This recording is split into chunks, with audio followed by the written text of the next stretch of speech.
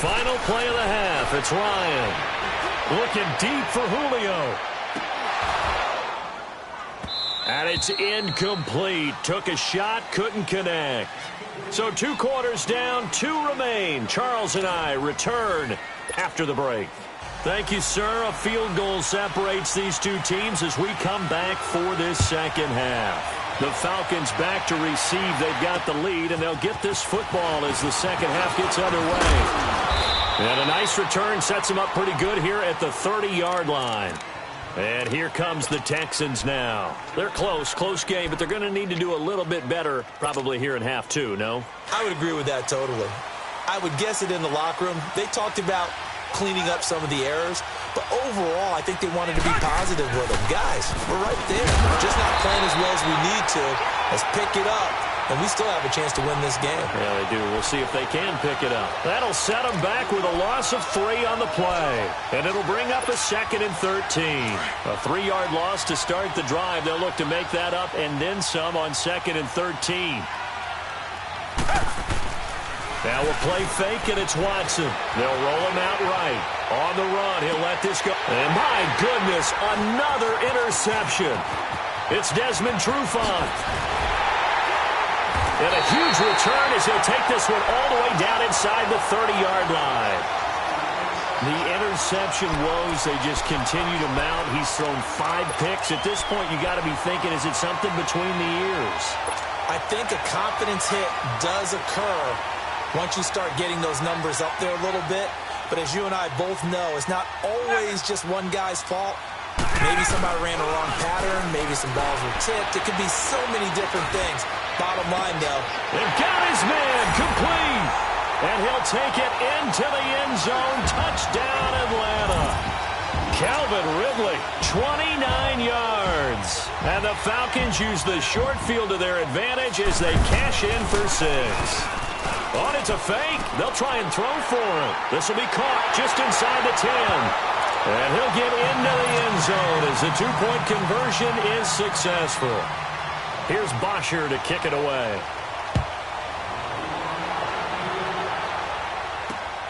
This is taken at the 3. And he's up across the 25 and down at the 28-yard line. The Texans offense now, they get set to head back on the field here. They are looking to make a bit of a 180. They are sputtering right now. And frankly, I think it's time to call your playmakers together and say, all right, guys, we're going to lean on you through this patch. We need you to get us back on track and get us going in the right direction. So you're calling plays geared to them. Not wide open, complete. And he's going to get this down to the 35-yard line. They give him a gain of 37. In our pregame meeting, all they talked about was keeping him hemmed in and wanting him to make his throws from the pocket because they knew he was pretty dangerous if he got outside, and he just showed it right there. Pretty good arm, too. And nothing doing. He's immediately taken down at the line of scrimmage. Up from his linebacker spot, Deion Jones making the play. The stop for no gain brings up 2nd and 10 from the 20. They'll fake the handoff. Now Watson on the move to his left. Now here's another interception. Picked off by Robert Alford. And he'll go down inside the 15 at his own 13-yard line. What a nightmarish game he's having now. 6 interceptions that he has thrown. Absolutely unbelievable, isn't it? Hard to believe we're watching this and have seen it. But it just tells you about the game of football. It giveth and it taketh away. Yeah, the guys, though, that have thrown 6 interceptions in a game, the likes of Peyton Manning, Brett Favre, I think Joe Namath, he did it 3 times. They go play action here on 1st down. And all this is taken in one-handed. What a catch. And they work this well upfield across the 45. An excellent pickup of 34 yards. Now a play fake here on 1st down. And he's got a man wide open, complete. And he'll go down, but not before getting this inside the 30. A good pickup there, 26 yards.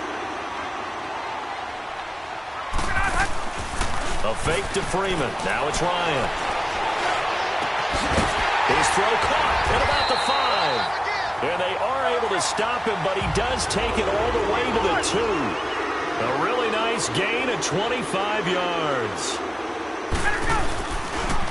They'll try to run it in, going option right. And he probably should have given that one off, as he's going to get hit and taken down behind the line. They'll wind up losing 3 yards here. Now Ryan, and that'll make it 2nd and goal.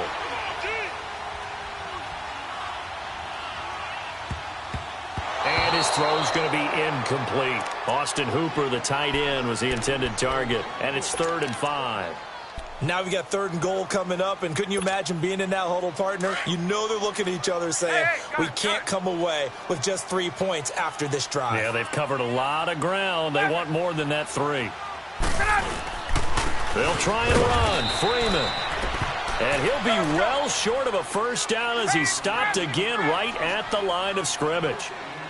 And when the defense wins and gives up no yardage on a running play, that's something they can build on and carry themselves forward throughout the game. A great open field tackle is going to stop him shy of the goal line. They're turned away on 4th and goal. And this Texans defense comes up with a goal line stand.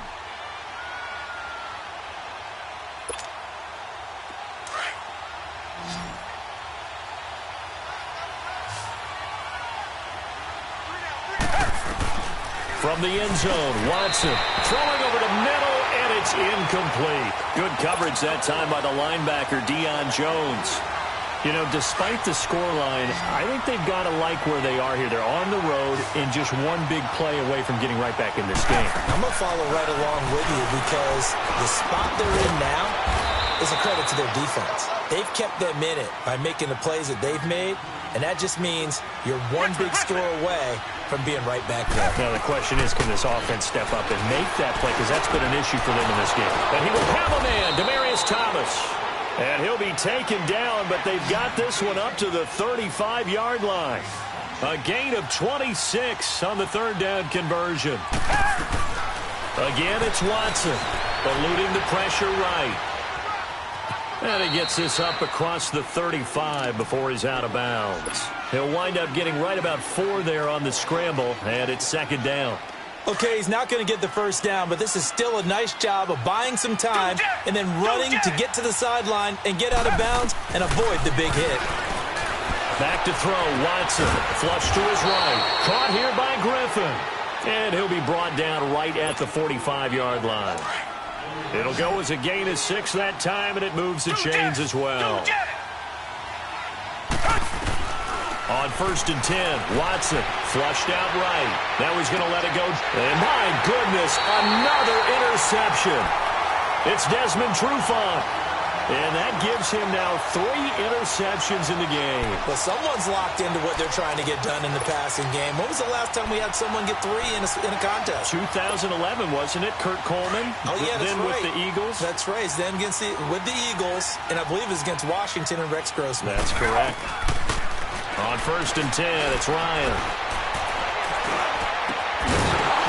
And it pops free. The collision there jarred the ball loose and brings up 2nd down.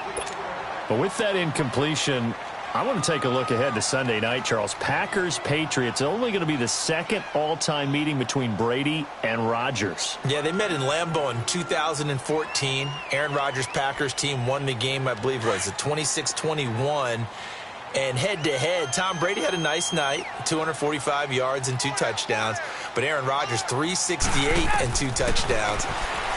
I can't wait to see them go back and forth in this one. I hope it turns into that type of a shootout game where, you know, one team scores, here comes the other, and both of them have big, big games. Do you think it's eating at Brady? I know he's had a lot of success, and he's never beaten Aaron Rodgers. I don't know that it's eating at him, but he's the type of guy that is always looking for motivation. And at this stage of his career, he has to search to find it because he's done everything. Yeah, being down 1 to Aaron Rodgers, that'll be a motivator for him for Sunday. He couldn't quite hold it. Got hit. Ball pops out. Incomplete. Looking for more there on 1st down, but this throw downfield, incomplete. Once again, they'll come up on the 26-yard line, 2nd and 10.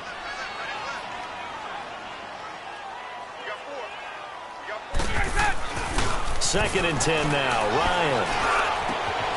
Got his man complete over the middle. That's Hall. And he'll be tackled right on the chalk of the 45. They call it a gain of 19, and it moves the chains. Now Ryan on 1st down. Looking downfield for Jones. And it pops free. The collision there jarred the ball loose and brings up 2nd down. We've seen good cover skills on display throughout this game, really from both teams. And there's another nice example there of them making it difficult to complete a pass. An incomplete pass on 1st down. That leads to a 2nd and 10. Throwing again. Ryan. And now here is another interception. It's the Honey Badger, Tyrann Mathieu. And his crew will take over with a football at the 35-yard line. Well, CD, we have a second. We need to give a congratulations to Adam Vinatieri. Earlier in the year set the all-time mark for field goals, but now he's the league's all-time leading scorer. He passed Hall of Famer Morton Anderson. How about that? And that was a record that Adam Vinatieri himself. And my goodness, another interception. Picked off by Robert Alford. And they are going to set up shop at the 40-yard line. With that interception, he just set a record that nobody ever wants to set, and that's the most picks ever in an NFL game. 8. The last time we saw 7, 2001, right? Yeah. Ty Detmer. He's with the Lions at that time. To get to 8, are we sure he knows what color jerseys his team's wearing in this one? I don't know. It has not been good. A good pickup there, 26 yards. That was a terrific catch. I mean, to go up there and get it one-handed like that, but I almost want to go into that riff about back in my day, the gloves weren't quite like this. When did gloves really become prevalent, just in general? I think in the 80s. I think as we started to move through the 80s, especially as we got towards the latter part of that, but a lot of those were really like baseball batting gloves to begin with not much of a tacky area on the glove. In fact, there was none.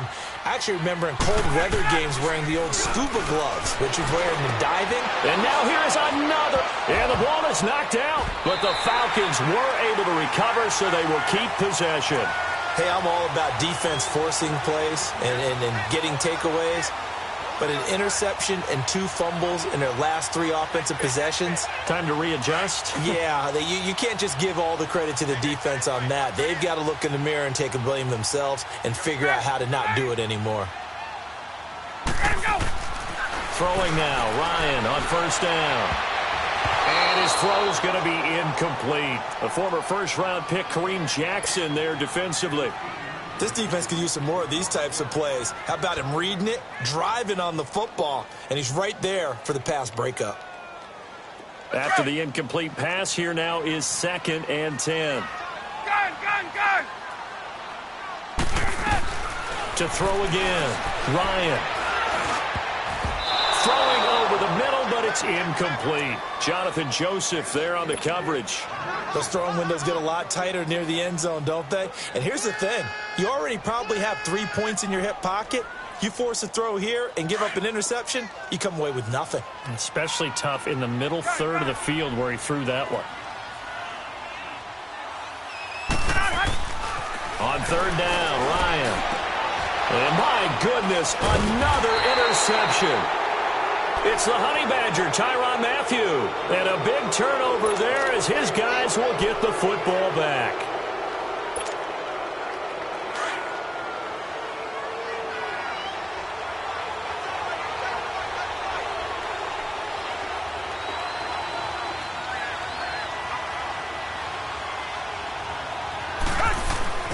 After the interception, here's Watson.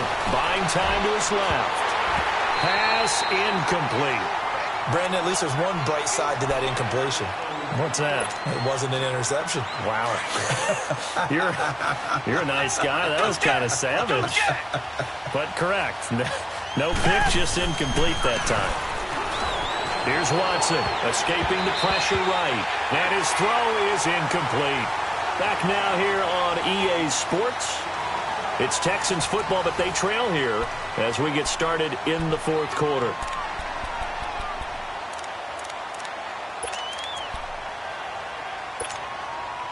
The Texans on third down. They've struggled to the tune of 2 for 8 so far. This is 3rd and 10. A shotgun snap for Watson. And he couldn't hang on to it through the contact. Incomplete. We have not seen a whole lot of wide-open receivers. Everything seemingly has been contested. And that's another nice job there to force an incompletion. They've been very cohesive, knowing each other's moves all game long, and they've been on the spot just about every time. And they've held them in check on the scoreboard. Desperation time. Watson on 4th down. And that is incomplete. Boy, it looked like he had it and dropped it. Thank goodness. That means this next drive is going to begin 1st and goal already at the 5-yard line. Now the Falcons offense gets ready to head back onto the field. But they can thank their defense for another stop. And now look at the score, where they've got the football. They're looking pretty good. They're looking excellent because now you're thinking to yourself, let's just take some time off the clock. Work it down. And, of course, you put another... And intercepted. Maybe the turning point they need. Picked off by Andre Howe.